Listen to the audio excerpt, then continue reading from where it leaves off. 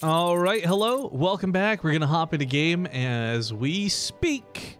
Final best of 3 coming down for the day 1 cast of the WCS Winter round of 8 round robin. Spawning here at the bottom left side, we saw him earlier today. We're seeing him, whoops, again. It is gonna be the blue Protoss, Astrea.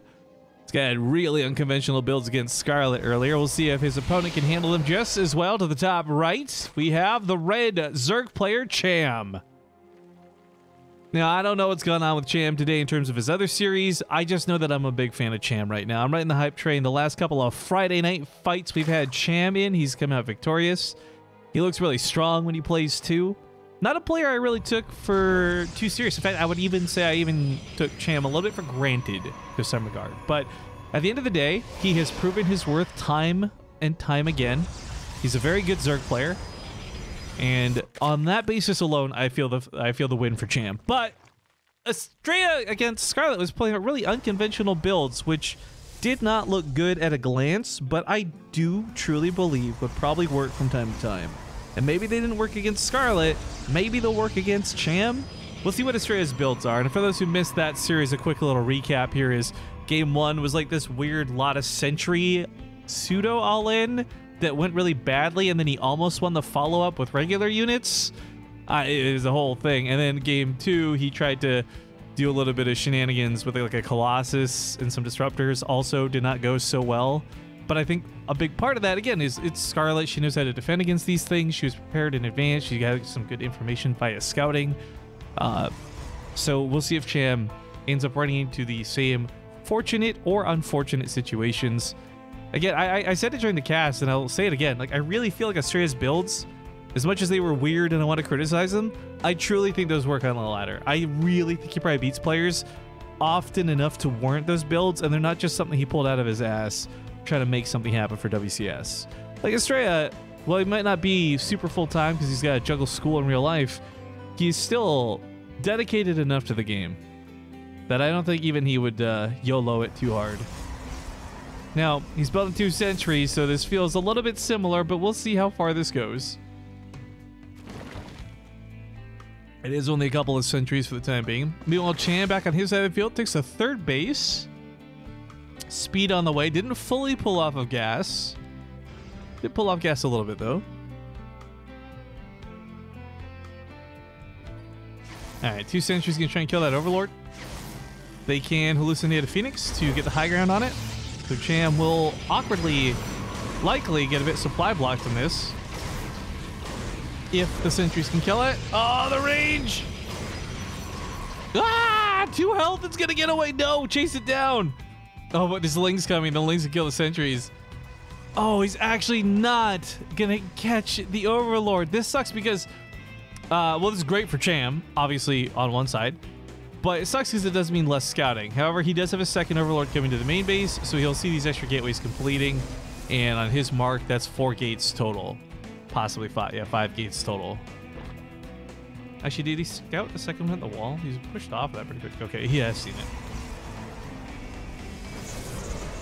Alright, this is going to be that same weird sentry build we saw him do versus Scarlet.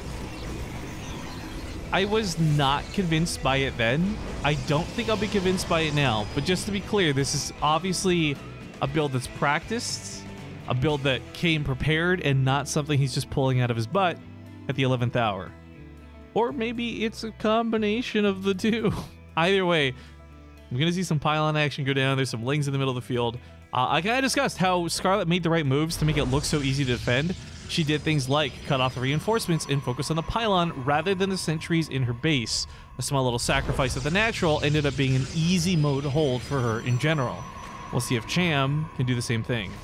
Good start here as he catches one of the pylons to cancel off. A couple of roaches get caught here in a force field and some zealot blades. Feels bad, man.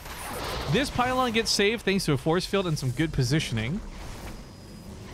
And this little piggy went wee all the way home. Okay, I don't know where that was going, but how many sentries? This is 8 sentries and 6 zealots. It's a weird all-in. It does have like a kind of macro behind it. He's not producing a lot of probes right now, but he is producing 2 at a time when he does, because he's got that natural base down. If he really wants to invest, Chrono Boost could be good. His force fields are awkward because he spent like 5 force fields to catch a single Ravager. really don't think that's worth it. Some Lings on the back end are not too terrifying. After all, it's like 6 badly injured Lings, or 7 or so. I can't quite count that. Ro8 in the mineral line will take a pretty good fight against the Zealots. Anywhere else, force field it in or force field it out could work out for him. As of course, those Ravagers will be launching those Corrosive Battles trying to hit those force fields. A lot of this army is very low, but I just want to highlight Astrea's only lost a probe and a canceled pylon so far. So in a strange way, perfect play, but it's still far from victory. You got those Lings coming from the backside once again, gonna force possibly another force field. At least a little bit of damage. This is so weird, guys. If the Roaches are fighting outside of the mineral lines, Astrea can take a pretty good fight. But if they're fighting in the mineral lines like this, there's no way those Zealots could work out. So he's just kind of biding his time, almost like feigning some pressure while he finishes up the Dark Shrine. Then I think his plan is just to send the DTs in and pray that there's no detection. Spore Crawler is going to be starting up, though. Clock is ticking, and Cham's paying attention. It's not even just that it might be DT follow-up. You see a big gateway all in, it fails, you hold, you think, okay, they'll probably go Stargate, or something like DTs. So that Spore Crawler is going to be super valuable going forward. A couple of force fields come down. He will, of course, break said force fields. The control of Astrea has been pretty good, actually. If you guys haven't caught this, there's no Warp Prism to do that shuffling around, but walking his units back and splitting a little bit from the, not much, but a little bit. It's only cost him 6 Zealots so far over the course of this. So still kind of cost efficient, but I'm still not convinced. He's got to get the victory here for me to say sentries were a good move. Because you can take every scrappy fight in the mid game that you want, but as time goes on, your opponent's building up more drones, more Roaches, more Ravagers, more things to just deal with the sentries well.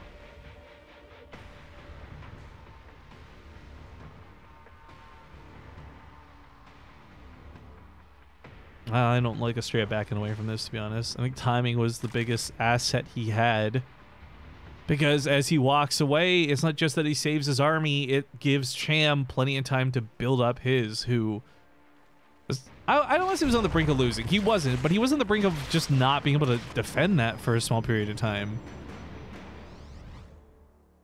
Either way, there's real Archons. I would love to see some hallucinations. You know what? That's how you could salvage the sentries, I think. Snipe off the Overseer.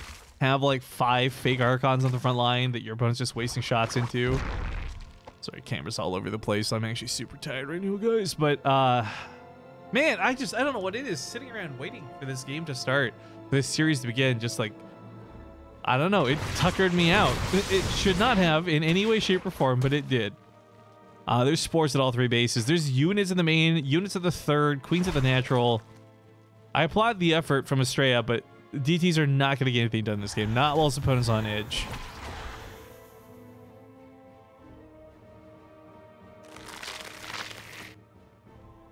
Isn't this the build all the Protoss in Group B did versus Zerg? If it is, I don't know. I didn't watch GSL. Kind of hilarious if that was the case, though. Excuse me. Alright, Zealots charge forward. I like that he controls the Zealots, though. Note, he's only sending in like 2 or 3 at a time because he's specifically trying to pop a bunch of Banelings without sacrificing his entire Zealot army. I think that's a clever move and hard to pull off. Warp Prism moves around to the right side. There's the DT here. Praying that there's no army to stop him. He grabs a couple of drones, but not much more than that.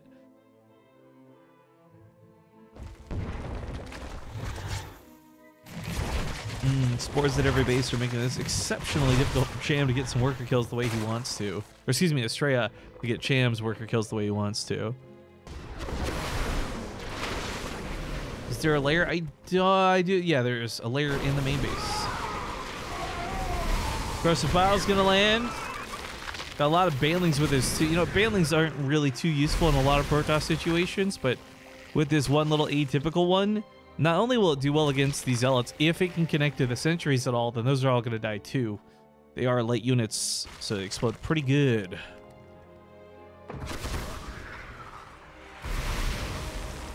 Some of my favorite play comes from old dudes like Snoot. Not really full-time anymore or anything like that. Still competing.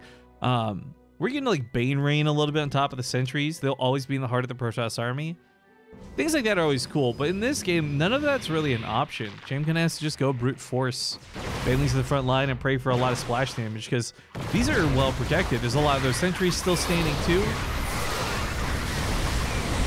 Well, past tense. They'll hold the right side. Force fields help hold the front. I don't know that Astrea comes out of this looking very good, though. His resources lost is really starting to pile up, and you know, he was really far ahead, playing pretty perfectly. Now he's down quite a bit of gas. Warp Prism's got the DT in it. Not a lot of options here.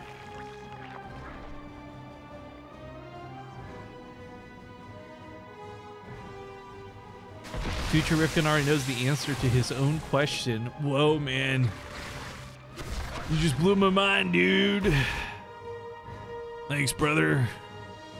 Man, that's a lot of Banelings coming out of Cham. 26 already in play, 12 more in production. On top of this, he's just finished building another round of Lings, which I'm sure will also become Banelings. I'm not sure if he's just hoping to go for the biggest, coolest, splashiest effect of all time, but he's got to be careful of that Disruptor there. If that thing slips into and under the army, those Banelings get detonated, that's good game.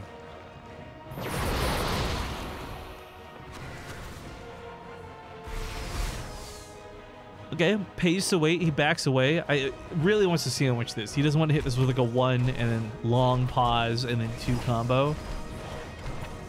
Looks like some Zealots on the other side of the map are causing a little bit of chaos too. So Ravager's Ling's going to deal with this. Big attack on the left side. There's Banelings trying to roll in, but looks like most of them were popped before they even got to the fight. That being said, army supplies are a little bit disparaging here for Astrea. However, with his Immortal Shields, playing with a couple of decent force fields, he does push off Cham, who admittedly has been knocked down quite a pig with workers. He was killing it with like 60-something before, now down to 48. A couple of Zealots doing quite a bit of damage, actually.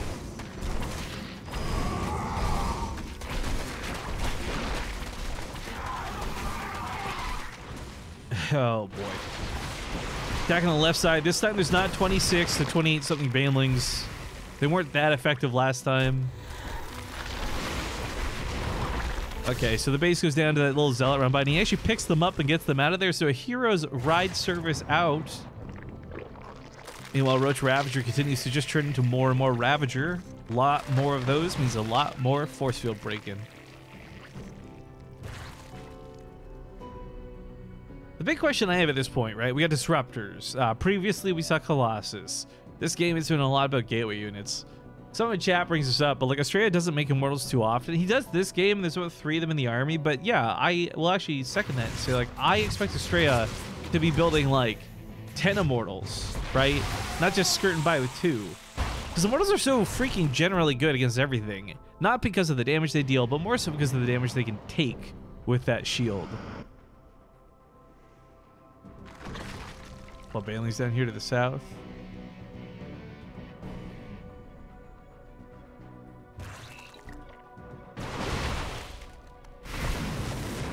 I do believe that was the Warp Prism that just went down. No Warp Prism presently with the army. He does clear up a good chunk of creep, but realizing now that he's going to try and rush back home. He goes for the recall, but it's not much. Sweeper shot trying to get through, just ends up killing a Zealot and a couple Zerglings.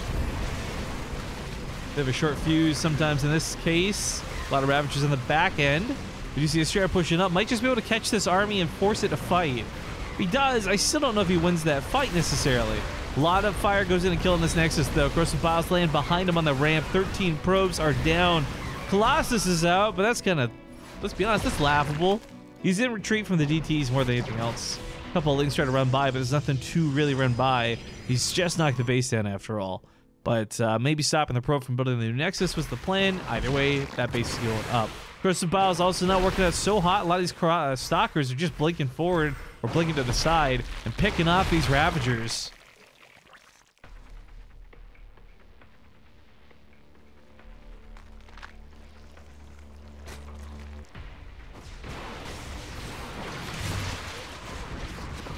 Looking for some tit for tat.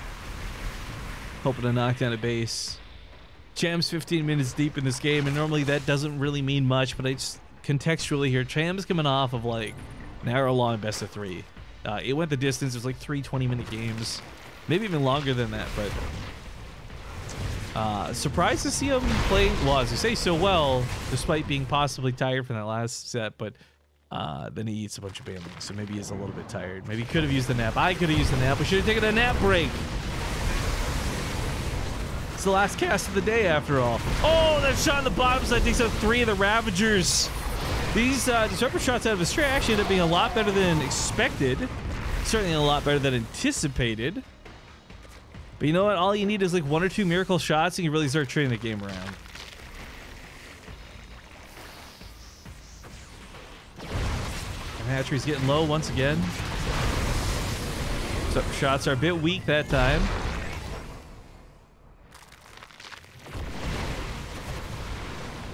Let loose the corrosive biles. Flies on top of the army, grabs a couple of stalkers with those shots. Cham continues to push up forward. Eyes of the production tab. No workers. Nobody's trying to fulfill these extra bases they've taken. 3 bases on this one, 4 on the other, but not enough workers to fully saturate gas and mine minerals. Oh, this base is dead. DED. That just took a couple of very fancy shots.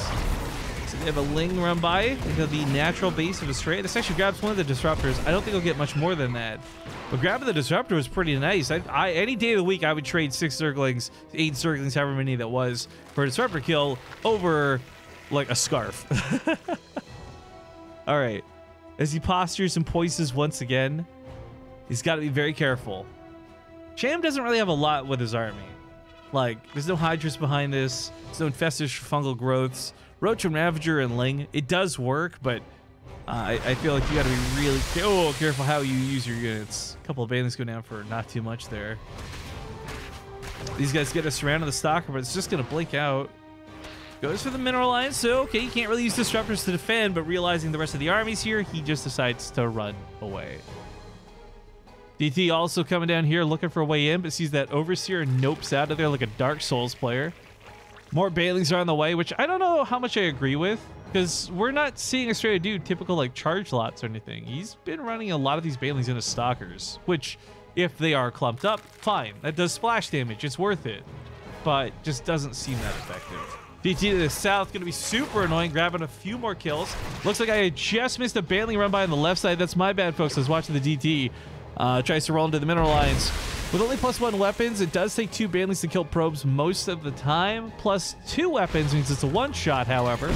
Either way, 10 probes go down, 4 drones dead, army being chased. Oh, that disruptor shot was so gross! He just like eliminated the entire southern army.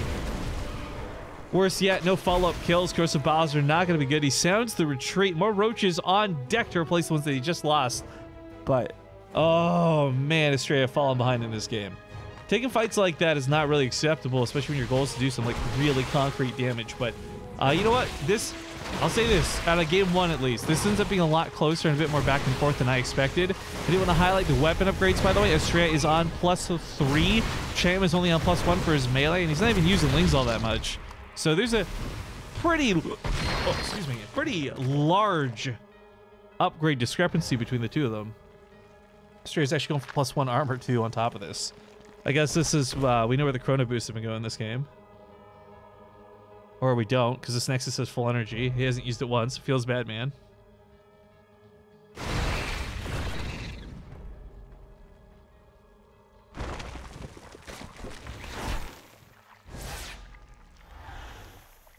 Oh man, awkward situations for Cham. More Lings and Banes on the way, but I guarantee you'd rather have Hydras and Lurkers, given the opportunity, which he doesn't have.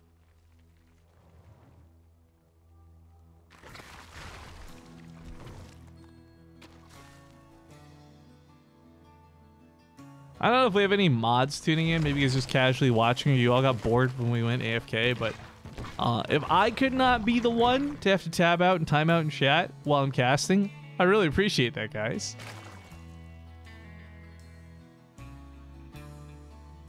But I'm pretty sure most of our audience went AFK. It was an hour-long break. DT, wow, War Person in the main had 1 health, so yeah, it was certainly not going to escape. DT hops in there only to be let down. Feels bad. Lucky number 13. Reference anybody? Army's looking for the surround. You know, it's one of those things where if Cham can fully surround, maybe this goes well for him. Astrea has put all of it under the front line and upgrades. He's not reserved a bank of minerals. There's no big warpins that are going to come. He's totally mined out of his main and natural base. Third base is the only only place mining, really. Got some Banelings looking to roll in, though, and change that up. Oh, and he's got only +1, so he's still going to take 2 shots. But some of these probes are low from the first fight. Gets in here, goes 14 probes. Not going to straight down to 18. He can't even properly saturate his bases right now, so this is kind of it. It's do or die. Cham doesn't have a lot of workers either, but he is more than Astrea, and that's more than enough. Gross Battle's going to land. Disruptor shots, however, not so hot. Grabbing a couple of roaches, missing most of the lings. Nice force fields here as the Colossus actually tries to deal with the lings on its own. Risky, to say the least, but man, I think a bunch of sentries just ended up going down. 15 have died total. That's so expensive on the gas charts.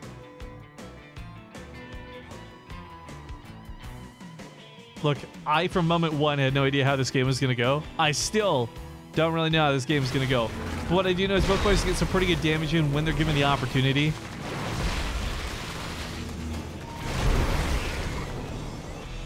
That Link's run by to the south, not going to be so effective. He's going to pull that back. Try and use it to buy some buffer here for the army, but these disruptors are mostly in cooldown, so it doesn't really matter that they're being attacked right now. Blink Stalkers kind of complement the retreat of the Colossus. You know, Astrea finally has a an army supply lead. He was back and forth for a while, but this time he's got it, securing that now on 42 versus 56. It's another Nexus going down. Look, between the Colossus and the Disruptors, we are seeing some weakness in Cham, something I haven't seen against other Protoss players, but again, nobody except Rail really builds Colossus in the first place, and he doesn't use them the same way Astrea does. But look at this around, tries to kite on top of the army. That Colossus, of course, is going to walk back, pry things up from far. GG's get called, and Astrea takes game number 1. Great for him, of course, with his bad series. And I'm going to say bad series from earlier today. So a victory is certainly something he needed, maybe even if just for his confidence boost. Next map is going to be Port Alexander. Tell you what, guys, I can't wait to go sleep after this cast is done.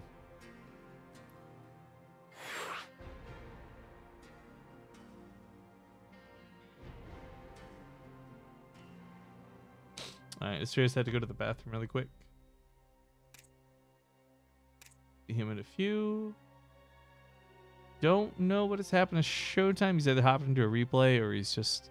Or not Showtime, Cham. Or he's just not showing up on my list. Luckily, I am friends with him, so hopefully that works.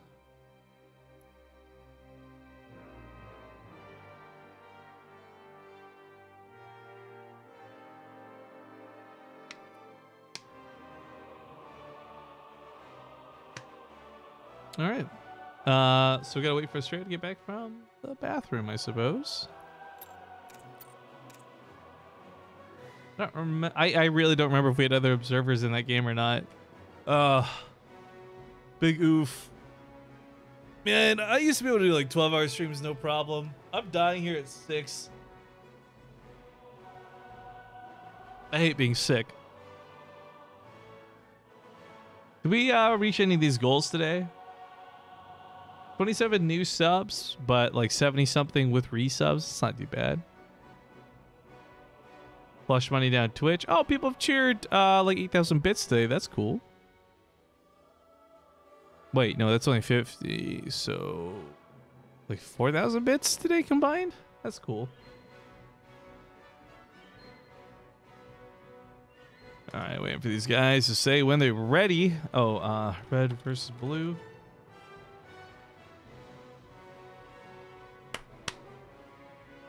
All right, well, again, just waiting on these their dudes to give me the go-ahead so we can start map 2. Port Alexander is going to be the destination. I was really hoping to do a Twitch bounty after stream, play a game for an hour, but man, I am bushed, guys. Oh, got Astrea still isn't here.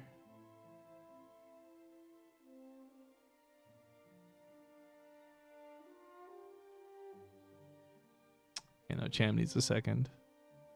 Cool, cool. It's fine.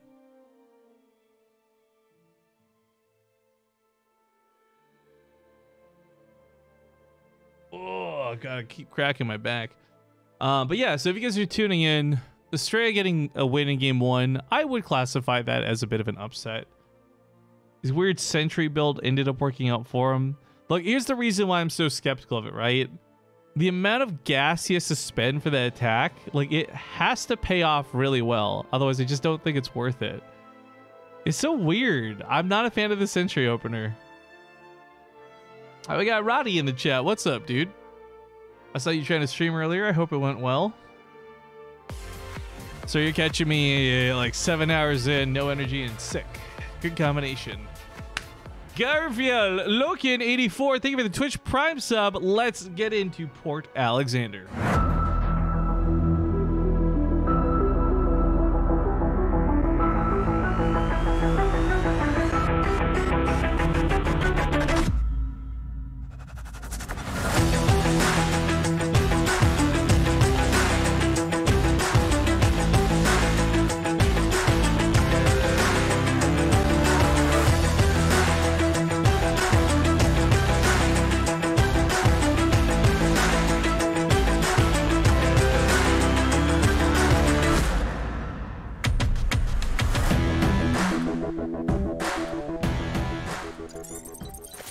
Welcome back to game number 2 of the WCS Winter Round of 8. Spawning here to the top left side of the map. He's down 1 game. Gonna watch him try to bring this back. It's gonna be the red Zerg player, Cham, who I'm sure is very curious about what he just played against, because of course his opponent at the bottom right with sentries. Well, not with sentries, it's the opener, but with sentries in a strange build. It is the blue Protoss, Astrea. So you know, we saw Astrea do that same build versus Scarlet earlier, and it looked comically bad. This time around, well, it went a little bit different than necessarily the way he played versus Scarlet. For Astrea, it ended up leading into an eventual win. I didn't have faith in the Colossus. I didn't have faith in the Disruptors, and I was wrong, because Astrea did end up just really chipping away. Towards the end of the game especially, a lot of those Disruptor shots were landing on more than just 1 or 2 units. Something I just want to highlight. I'm not sure, maybe Cham's also a little bit tired. I mean, he's been playing for a while. I've been casting for a while.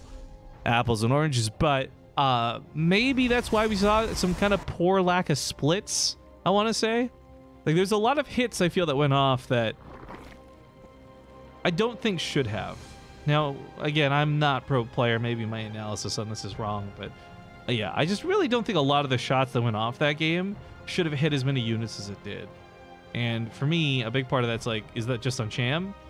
Because it didn't look like he was splitting to me. But anyways, point is, overanalyst, bad game, sweep it under the rug, and just recover better for game 2. Or at least that's what Cham's got to do. He's sending out some pretty darn early lings, which there's only going to be a sentry to stop this. Okay, so here's where this is weird, right? Astrea's got the 1 pylon. If this gets killed, it stops the gateway, but also depowers the cyber core. Again, that's a big if. But there's going to be probes he can pull to try and help defend this. There is a sentry out. I mean, if he kills the pylon at the front just to tear down what's possibly going to be in the wall, that's not too bad of an investment from the Lings either. I feel like they should be able to do this fairly easily. If you guys haven't seen what Astrea, Robo and then Forge tends to be his weapon of choice here for what this pylon is going to power, but being forced to take an awkward fight, you can't quite get on top of the sentry. Yep, force fields are good, catches them both. Not going to save the probe, sadly, but he is going to kill 6 Zerg. Okay, okay, whatever. Doesn't kill all the Zerglings, but he's going to lose that pylon with the probes. Really not worth it here for Astrea. Comes out now with a new probe trying to reestablish that pylon. Feels a little bit AIE, but 2 more gateways are thrown down in the main in lieu of a forge. Got to get that money. Lings on top of the sentries. This already looks pretty bad. The surround comes in. Probes are going to need to be pulled, I think, because that stalker, if he gets surrounded, is going to just die. Cham's, whether he intended to go for the all-in or not, he's recognized an opportunity, and I think what we're seeing right now is a big weakness in that sentry build. Like, it's not quite the way Scarlet handled it, but the same logic here where you're just like, there's just not a lot. I feel like maybe a force field. Saves the pylon. Hey, that's a pretty slick move, but loses another sentry, putting him so far behind a resources lost. Such a small investment out of Cham. However, we should note, Cham is not droned at all through this, so he's not done enough damage for this to be worthwhile. Watling Raptor on the backside, depowers that gateway. That's kind of a cool move there. Grab another pylon at the front, couple probes in the mineral line. But still, look, Cham trails by about 8 or so workers. So his Lings still need to do a little bit more damage. There is a shield battery up now, but that's going to be a surround here on top of that sentry. So shield battery or not, energy gets drained, picks off a sentry. And you know what? Like, that's so much gas loss to these sentries. I really don't understand the insistence on the sentries, guys. Comes down here, goes for a surround on the Nexus. This should be an easy pick off. This puts Cham in a better spot. Cham has started droning up a little bit behind this. If people watching production, it's like every 4 links he makes a drone. Now he's starting to drone a little bit harder. Pretty content with the size of his army.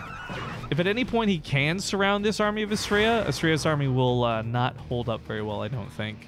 But that's the thing. He's constantly pulling this back to the shield battery and using these narrow hallways. So his Sim City in the opening was pretty good and paying off now. But Astrea can't sit on one base forever. It just won't work, especially because Cham's gone for a third. Syntax, my man, thank you for the 100 bits. It's been a little bit slow, but I'll take the hype where I can get it, even if it's just 100 bits at a time. Really trying to chew through these adepts with those Lings. The transfer out, stays alive, but opens the door, realizing now he can't stay. Cham backs up. Oh, there he goes. A few more bits. Ratata. On behalf of Zombie Grub's annoying Ratata impression, thank you for the 300 bits. I'm here because these games slap. I don't know what that means. I don't speak your lingo. I'm too old for this. Was it Alpix reality? I'm sorry. I'm going to go for another pylon kill. There's too many adepts this time. Astrea finally has real units, and I say that with like air quotes because like, okay, a sentry is a real unit, but I think it's so gimmicky for what this early game is. I don't really want to acknowledge it, if that makes sense. I know that sounds really petty and stupid, but at any rate, Cham has taken a pretty decisive lead off this opening. He's enjoying a lot of workers. He's got that third base down. Astrea's only just planting down his naturals, so all kinds of feels bad, man. Up 10 workers too. You can actually see how that looks on the income graph. Big advantages here for Cham. Dealing with these adepts actually is not out of the question. There's not too many of them, and the fear for Astrea should really be about the counterattack. Coming down here with those Lings, a couple of sentries left at home. Again, not really a super impressive defense. Another 4th one being warped in. And there's still a lot of Zerglings. He can split these Zerglings in half and deal with the adepts fairly well, I think. Both are canceled as he decides to walk back home. Lair is finished, so we're going to see some tech options out of Cham. Roach Speed seems to be the weapon of choice for now.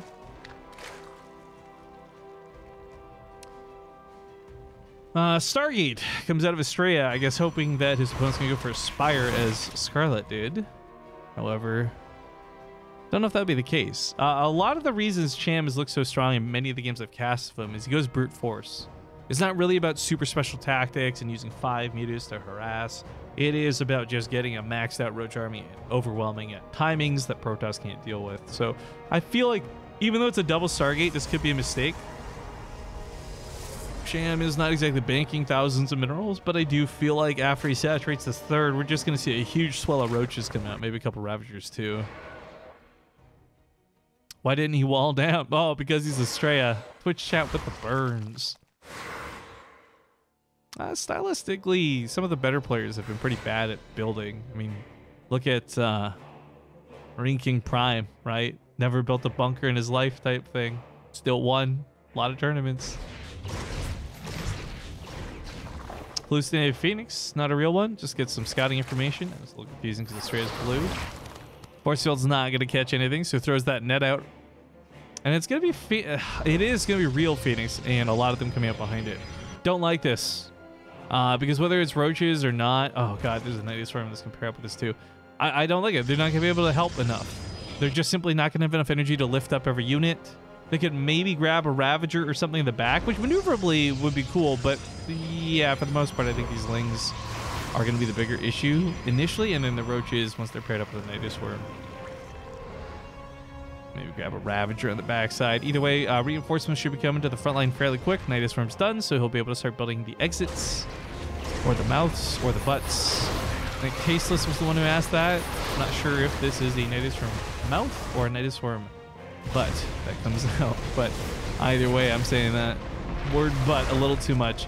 The army coming through this Nidusworm is actually not that great. I don't think there's that many units inside of the Nidusworm. So even though it does come out, I actually take that back. That's a considerable amount of roaches. I thought it was far less from what I saw in the production tab. But okay. So get these roaches unloaded. There's going to be an issue where there's no more energy left for force fields or guardian shield for that matter.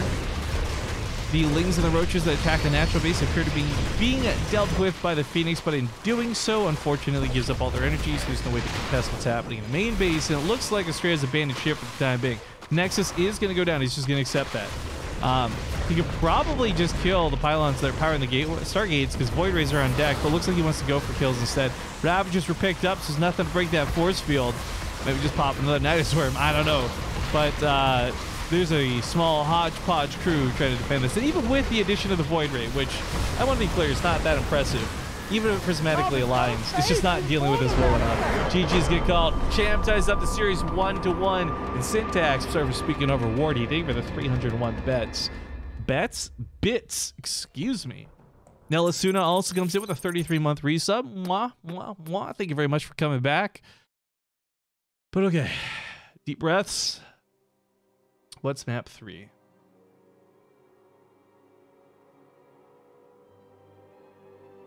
King's Cove. Hey, we get a little bit of meme action for the third and final game. So if you're just joining us, things are tied up 1-1 between Astrea and Cham. This is the last cast of the day. So that being said, Astrea, Cham, game 3. Whoops. I keep putting this in the Twitch Rivals. I'm just going to start Twitch Rivals. All right. Well, I mean, it's just over and done with.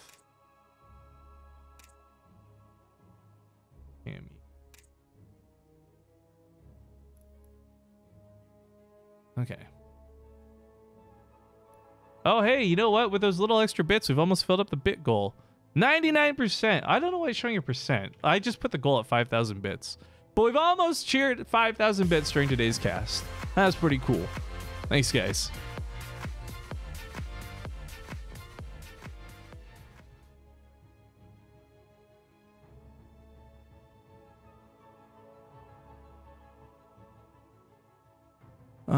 Sorry, I got caught up in the dance. Who was that subbed? Bojangles. Thank you very much. I asked Zell why they won't play poker. He said, we cannot hold. All right, let's hop into King's Cove. See you guys after a little bit of dancing.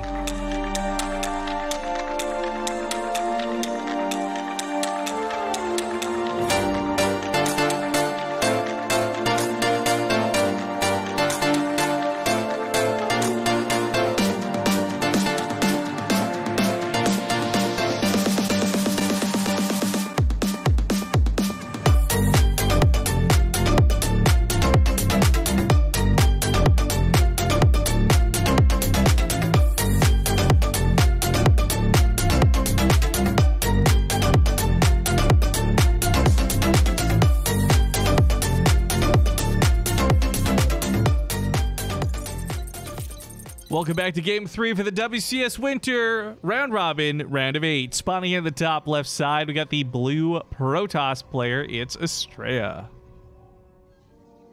His bow to the bottom right, going to be the red Zerg Cham, and things are tied up between these two 1-1. Quickly, going to do a little bit of self-advertising as it's the end of the day. Hopefully, after 7 hours of streaming, you guys don't mind that I try and squeeze in a little bit of self-servingness here. First and foremost, obviously, I have a Twitter at riff_kings with a Z, not an S. You guys could follow me there, that'd be great, but I should warn you, it's mostly shit posting and memes. If you want more of just updates and StarCraft-related content, then go follow Base Trade TV on Twitter. But the number one thing I'd like to ask, and you guys might be watching this on YouTube later itself, we have a new YouTube channel, youtube.com/BaseTradeTV2, as in the number 2. We've had to kind of give up on our main channel. It's not been monetized for a while.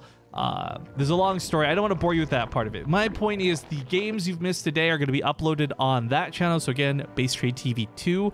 And more to the point, we already have some pretty cool games up there. Before I got sick, I was casting some show matches with MC. We cast Dream, DRG, Classic Bomber, that whole best of 5 or series, or excuse me, WCS group. That's all 5 games are up on that YouTube channel. So there's some content for you to check out, but you should also just go subscribe to it because we need subscribers to unlock YouTube features. It feels bad, man. And it's free, so unlike Twitch, which just costs money to subscribe, you just do YouTube, hit that subscribe button. I'd really appreciate it. Anyways, self-servingness over. Check out Twitter, check out YouTube. That's all I can ask for. Oh, actually, last thing too, Discord. If you guys want updates about what's going on outside of StarCraft, you missed the last stream, you want current events, discord.gg/basetradetv. Easy peasy. And if you're subbed, you can sync up your account, get access to the sub-only channel. But let's get back into the game. Astrea is not building a sentry. This is huge. He's building on a low ground so he can expand. This is huge. I guess game 1, things worked out really well. Game 2, maybe not so much. So it's not the logic of it's not broken, don't fix it. It is, I must adjust because it's game 3 and I want to win the series. So he's changed it up a little bit. Thank you for your Twitch Prime sub, Bonky Gaming. Glad to have you on board. Comes back for 2 months, apparently with a double share. Don't know how that works, but I take the sub nonetheless. And much appreciate. Who's our bit boss right now? Getting close to the end of the stream. Yeah, I know it's Bacon Hero for a while. It's Syntax after he cheered the Wardy and Zombie Grub bits. Not surprising.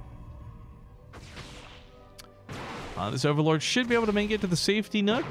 Cham can use this for scouting a little bit later, or just rely on the second one, as that'll head to the main base. There's no tech up here to reveal, but that's okay, because that's what he'd like to scout.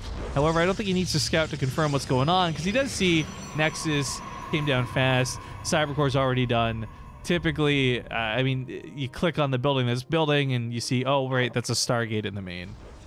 So I really don't know how much Cham needs to read into this. He probably has a pretty good idea of exactly what's going on. And the link confirms this too. Nice little scout. It's a Void Ray coming out first. Help clear up Overlords, I suppose. With the threat of something like Nidus Worms, getting rid of these Overlords early could be pretty effective, I guess. Third base comes down to Cham while this is all going on, by the way.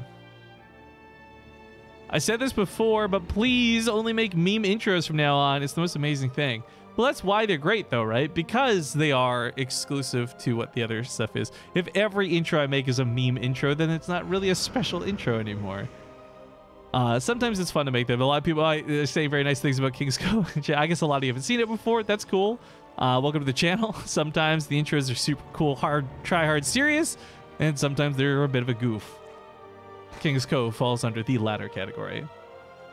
But Astrea gonna try and get up here with the Phoenix. Hallucination will get a little bit of information.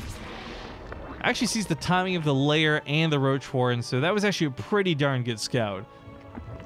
But he didn't see the second Roach Warren, and Cham, okay, if Cham did this intentionally and not accidentally, and he's going for both upgrades, for Roach Speed, Tunneling Claws, and he'll go for a Burrow on the next on a hatchery all at the same time, then he's gonna go for this pretty wicked attack.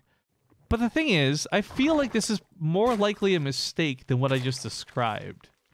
Because Cham hasn't set up very much in terms of getting those roaches, and he should have already units being produced type thing.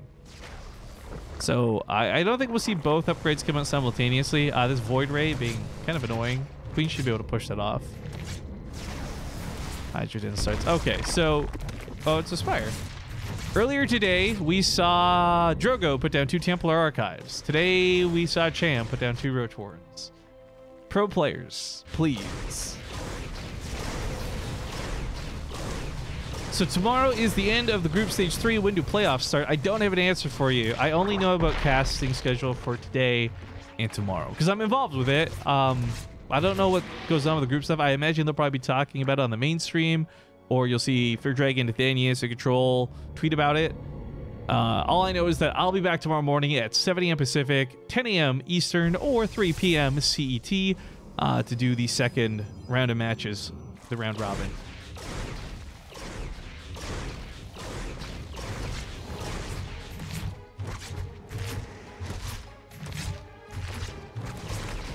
Oh, you cheeky minx.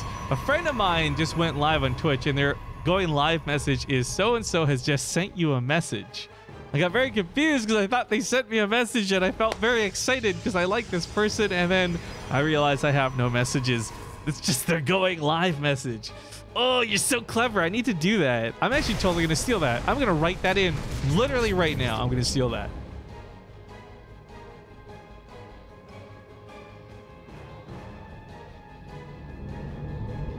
Oh, Herona, you are so clever. Okay. Well, none of you are going to see it now because our going live notification won't go live as we're already live, but tomorrow. Void Rays Rapper on the south side. There's been a lot of emphasis on Stargate play from Astrea behind this, by the way. That's going to be 2 more Stargates coming down and the Fleet Bacon. On 3 bases, this is sustainable, but only for a short period of time. Realistically, he needs to go to 4.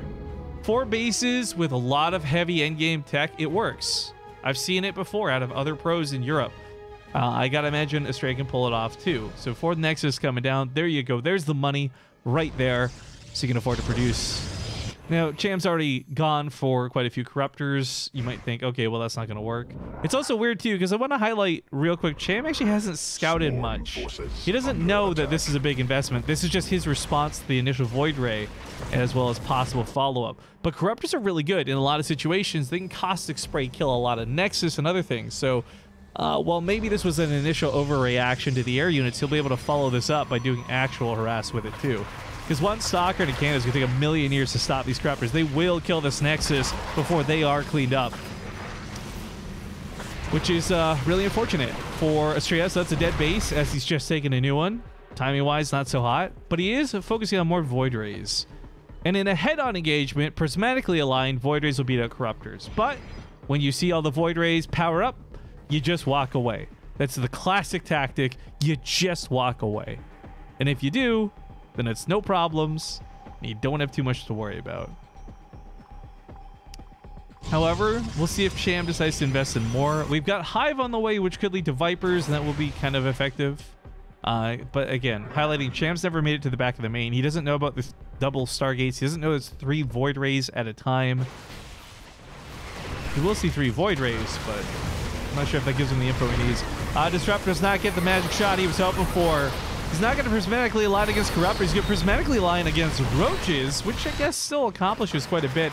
Stargate here getting torn down by some caustic spray. Nexus in the main also being targeted. He's going to recall some units, but Cham should be able to fight what's recalled, I think. So that's a dead Stargate. No stopping that. Nexus also going to go down. Happy to sacrifice a Corruptor too for that.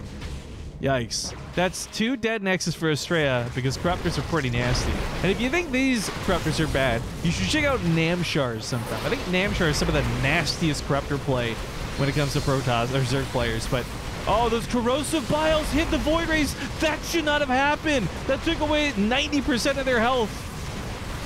And as far as this goes, this looks like Cham might be cleaning up in Game 3. Astrea's Stargate play wasn't a bad one. I've seen it work, but it didn't work here. GG's get called, and Cham takes the series. My boy Cham! 2-1. Team Cham.